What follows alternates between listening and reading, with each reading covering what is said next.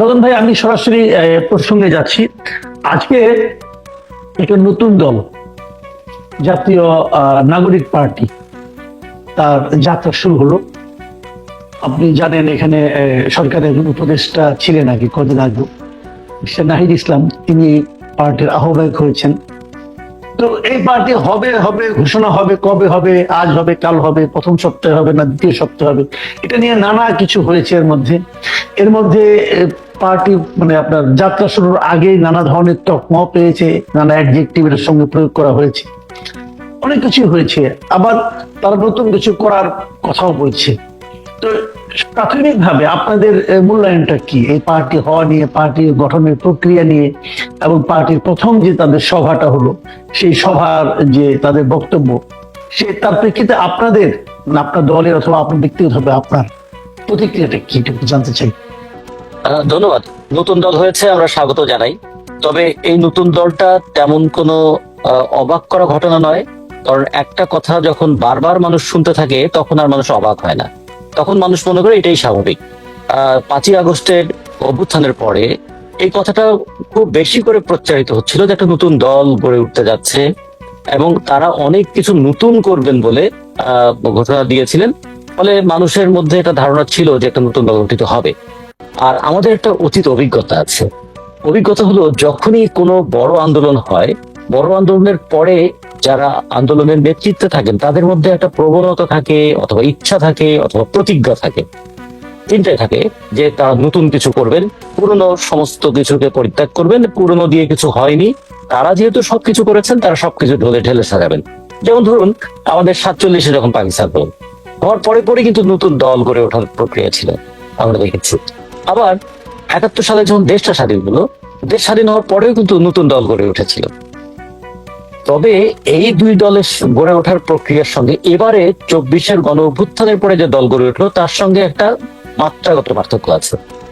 47-এর পরে যে দল গড়ে উঠেছিল, তারা এস্টাবলিশমেন্টের বিপক্ষে। 71-এর পরে যে নতুন দল গড়ে উঠেছিল, তারা কিন্তু এস্টাবলিশমেন্টের বিপক্ষে, জনগণের আকাঙ্ক্ষাকে ধারণ করবার জন্য। আর এবারের দলটা কিন্তু এস্টাবলিশমেন্টের স্নেহ, ছায়া এবং ভবিষ্যতের বলবো সহযোগিতা পাবে, এইরকম একটা ধারণা থেকে গড়ে উঠেছে। এবং আজকেও তারা যে জমায়েত করেছে, সেই জমায়েতের পেছনে সরকারের, ক্ষমতাসীন সরকারেরও নানা ধরনের সহযোগিতা ছিল বলে সবার কাছে এটা স্পষ্ট হয়েছে। ফলে নতুন দল হবে, এটা স্বাভাবিক ছিল। কিন্তু নতুন দল নতুন প্রত্যাশা তৈরি করবে, এইটা নিয়ে এখনো আমাদের অপেক্ষা থাকতে হবে। কারণ কথা শুধু শেষ তো নয়, কাজটাই হচ্ছে শেষ পরিচয়। কথার মধ্যেও অনেক বিতর্ক থাকে, এটা ঠিক।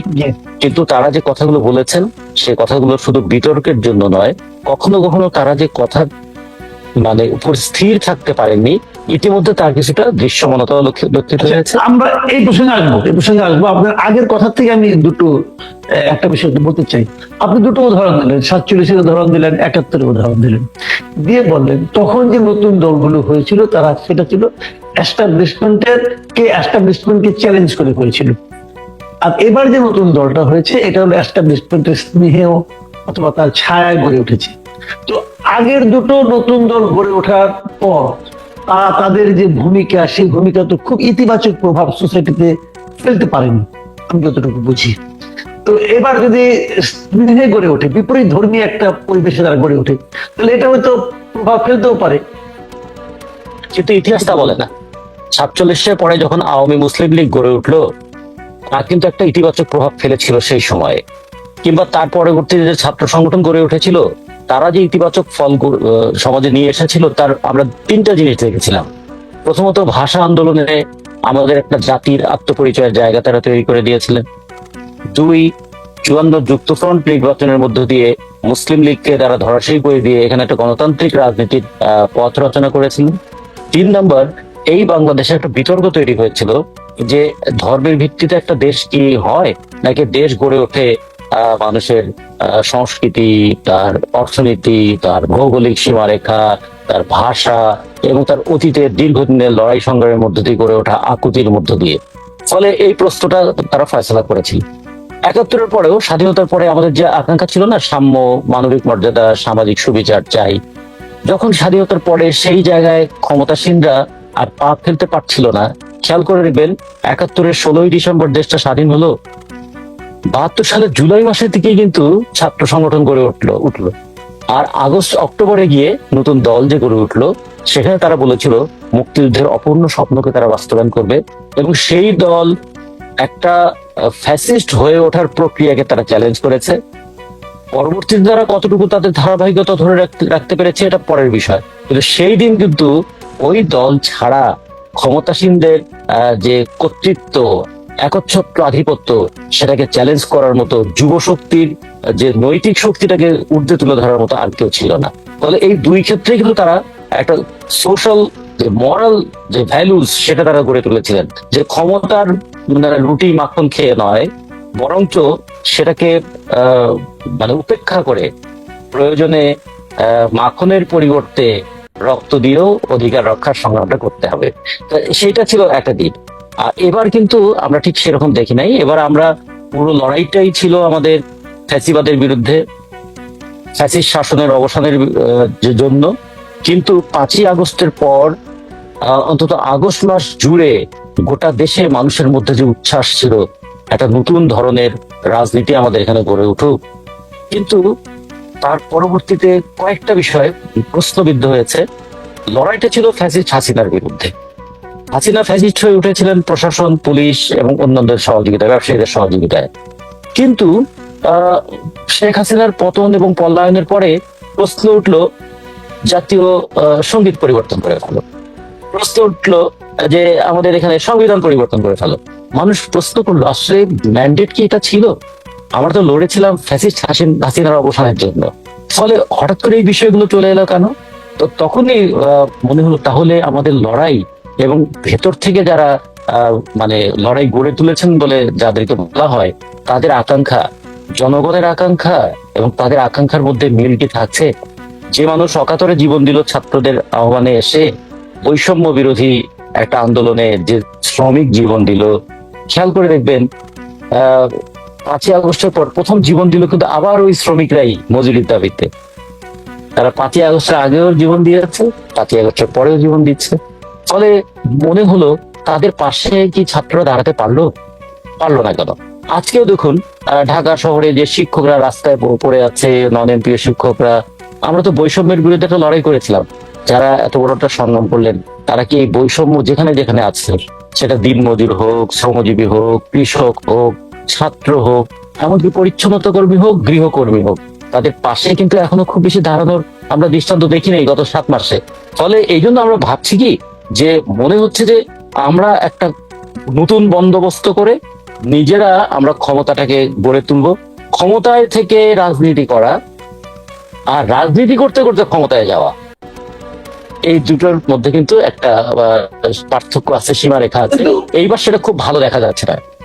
কিন্তু ওনারা তো বলছেন যে ওনারা কেবল ফ্যাসিবাদী হাসিনাকে পতনের জন্য আন্দোলন করেননি, ওনারা আন্দোলন করেছেন সিস্টেমটাকে চেঞ্জ করার জন্য, নতুন রাজনৈতিক বন্দোবস্ত তৈরির জন্য। তো এই কথাটা আপনাদের বিশ্বাসযোগ্য মনে হচ্ছে না কেন? বিশ্বাস হচ্ছে একটা মানবিক ব্যাপার, আর আস্থাটা হচ্ছে একটা সংগ্রামের ব্যাপার। আপনি কি আমাকে বিশ্বাস করেন না, এটা একটা মানবিক ব্যাপার, হ্যাঁ, কিন্তু আস্থাটা হচ্ছে আমার কাজ আপনি প্রতিদিন দেখছেন, যাচাই করছেন, তার মধ্যে দিয়ে গড়ে ওঠে। ফলে আমাদের এখানে আস্থার সম্পর্কটা গড়ে তোলা দরকার। জি, আচ্ছা, একটা কথা সেটা হলো যে অনেকে আপনি যে ইঙ্গিতটা দিলেন, এই ইঙ্গিতটা কিন্তু অন্যভাবে অনেকের মুখে উচ্চারিত হচ্ছে, যেটাকে অনেকে আরো স্থূল ভাবে বলছে যে এটা আরেকটা কিংস পার্টির উত্থান হলো। আপনিও সেটা অন্যভাবে বলেছেন যে ক্ষমতার সঙ্গে সংশ্লিষ্ট থেকে তাদের জন্মটা হলো। তো এই যে কিংস পার্টি যেটা বলা হচ্ছে, তাহলে আপনি কি মনে করেন যে এই সরকার আসলে এই সামনে নির্বাচন যেটা হবে, সেই নির্বাচনে যদি এটাকে আপনি সরকারের আনুকূল্যে গড়ে ওঠা একটা পার্টি বলেন, অথবা অন্যরা যেটা কিংস পার্টি বলছে যে সেটা কিংস পার্টি হয়, তাহলে কি এই সরকারের নির্বাচন অনুষ্ঠানের মতো নৈতিক অবস্থান থাকবে? দুটো জিনিস আপনাকে আমরা খুব ভালো করে ভাবতে চাই আমরা। যেটা হলো কি, এই আন্দোলনের মধ্যে মানুষের যে অংশগ্রহণ ছিল সেটা হলো অভূতপূর্ব। এই আন্দোলন কিন্তু মাকে রাস্তায় নামিয়ে এনেছে। সন্তানকে হাত ধরে রাস্তায় নামিয়ে এনেছে এই আন্দোলন। ফলে এই আন্দোলনের যারা রক্ত দিয়েছে, যারা জীবন দিয়েছে, এবং যারা চোখ হারিয়ে অন্ধ হয়েছে, যারা পা হারিয়ে পঙ্গু হয়েছে, তারা সবাই মিলে দেশটাকে দেখতে শেখাবে, দেশটাকে হাঁটতে শেখাবে, এরকম একটা প্রত্যাশা আমাদের। হাঁটবো কোন পথে? প্রগতির পথে। দেখবো কি? ভবিষ্যতের স্বপ্ন। কিন্তু আমরা যেভাবে সাম্প্রদায়িক আক্রমণটা শুরু হলো, কোনো কোনো ক্ষেত্রে, যে ক্ষেত্রে কোনো কোনো ক্ষেত্রে একটা মব ভায়োলেন্সের নামে বিরুদ্ধ মতকে দমন করার চেষ্টা করা হলো, যেভাবে প্রয়োজনে কলম ভেঙে দেওয়ার হুমকি দেওয়া হলো, যেভাবে বলুন যে আমরা যেভাবে চলতে বলি সেভাবেই চলতে হবে, এরকম একটা মনোভাব, এগুলো কিন্তু মানুষকে একটু আতঙ্কিত করছে যে ওই স্বৈর শাসকের চিন্তাটাই কি আবার নতুন করে নতুনদের কাঁধে চেপে বসছে, অথবা তাদের মুখে সেই শব্দগুলো আমরা শুনতে পাচ্ছি। এটা হলো একটা দিক। কিন্তু মানুষের কিন্তু বিপুল প্রত্যাশা, মানুষের কিন্তু দারুণ আকাঙ্ক্ষা যে এইবার মানুষ একটা নতুন কিছু দেখতে চায়। সেই ক্ষেত্রে আমরা মনে করব যে মানুষের এই আকাঙ্ক্ষা নিয়েই মানুষ কিন্তু চেয়ে আছে। আবার উল্টো দিকে যদি দেখি যে যারা ক্ষমতার প্রশ্রয় থেকে দল করেন, তাদের সব সময় একটা প্রবণতা থাকে, সেটা হলো পিছনে আমার প্রশাসন আছে, আমার পিছনে পুলিশ আছে, আমার পাশে হয়তো টাকাওয়ালারাও আছে। আজকেও খেয়াল করে দেখুন যে এত বড় একটা আয়োজন, সে আয়োজন করতে নিশ্চয়ই তাদের কষ্ট হয়েছে, কিন্তু এই কষ্টে তাদের পাশে সহযোগী কারা হয়েছিলেন? কখনো কখনো আন্দোলনের সহযোগী জনগণ হয়, কখনো আন্দোলনের সহযোগী টাকাওয়ালারাও হয়। ফলে এটাও কিন্তু একটু বিবেচনা করতে হবে, কারা এসে দাঁড়ালেন। টাকাওয়ালারা যখন পাশে এসে দাঁড়ায়, তখন এটাও কিন্তু তাদের একটা ইনভেস্টমেন্ট, তারাও ইনভেস্ট করতে চায়। তাহলে এই দিকটাও একটু বিবেচনা করা দরকার। আমরা এরকম এরকম বড় সমাবেশ তো মানে নিশ্চয়ই ব্যয়বহুল, অনেক খরচ হয়। আপনারা তো অনেক বড় সমাবেশ করেন, আপনারাও অনেক খরচ টরচ করেন, তা আপনাদের টাকাটা কে যোগায়?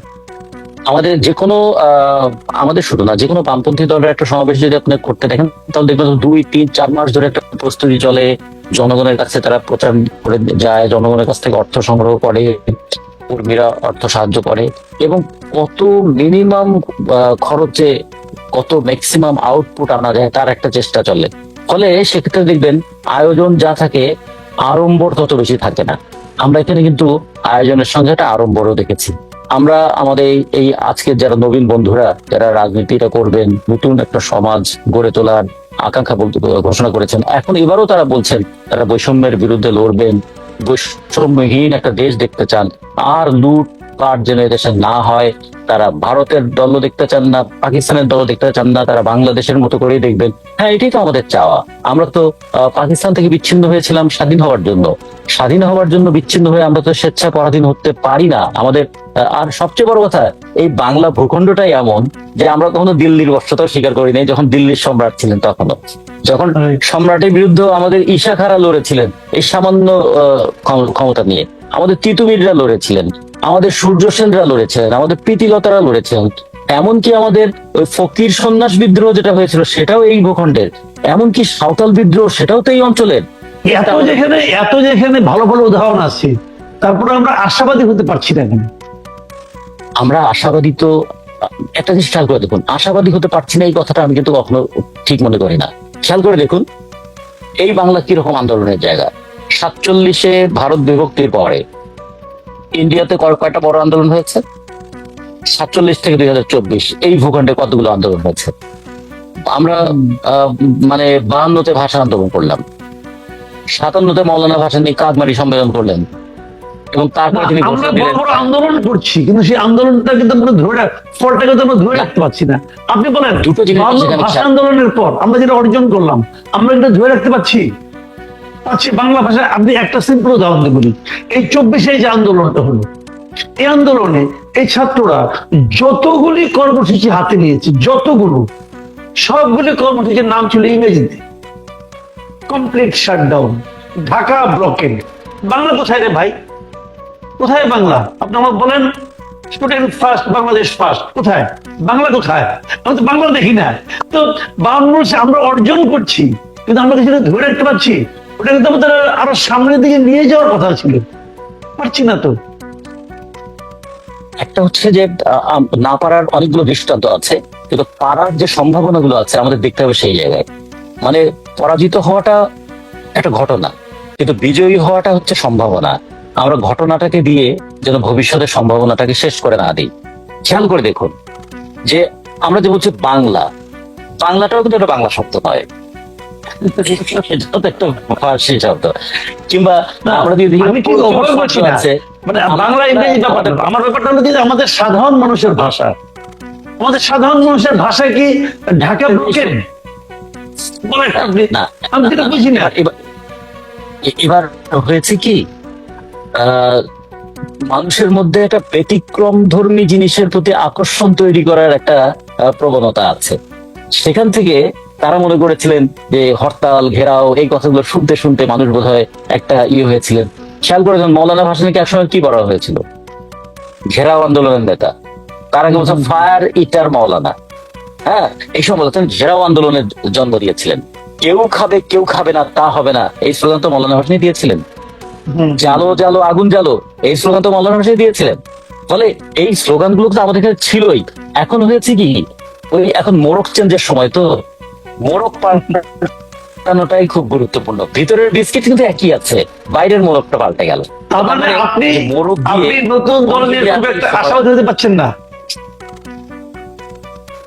আমি নতুন দল দিয়ে আশাবাদী হতে পারছি না এই কথাটা যেমন বলছি, সাথে সাথে আমি এটাও বলি নতুন দলদেরকে একটু সতর্ক হতে বলি যে এই যে আশাবাদী হতে পারছি না, তার অতীতের কিছু দৃষ্টান্ত আছে। সেই দৃষ্টান্তগুলোকে তারা যদি বিবেচনা রাখেন তাহলে নিশ্চয়ই তারা আশা সঞ্চার করবেন। কিন্তু আগের মতোই যদি তারা পথ চলেন তাহলে আগের মতোই কিন্তু একই ঘটনা ঘটবে, যেটা হবে অনেক, আমরা অঙ্কুরে বিনষ্ট হয়ে যাওয়ার মতো অনেক ঘটনা আমরা দেখেছি। জি, শুরুতেই শেষ হয়ে যাওয়ারও অনেক ঘটনা আমরা দেখেছি। আমরা এইরকম যেন আর না দেখি, এটাই হচ্ছে একটা প্রত্যাশা। সাথে সাথে এটাও বলবো, বারবার মানুষ জেগে ওঠে, বারবার মানুষ রুখে দাঁড়ায়, এবং রুখে দাঁড়ানোর সময় মানুষের একটা অবলম্বন পেতে চায়। এই যে অবলম্বনটা পেয়ে মানুষ ফ্যাসিবাদের বিরুদ্ধে লড়লো, সেই অবলম্বনটাকে যেন মানুষ কখনো মনে না করে ভুল জায়গায় তারা বিশ্বাস স্থাপন করেছে।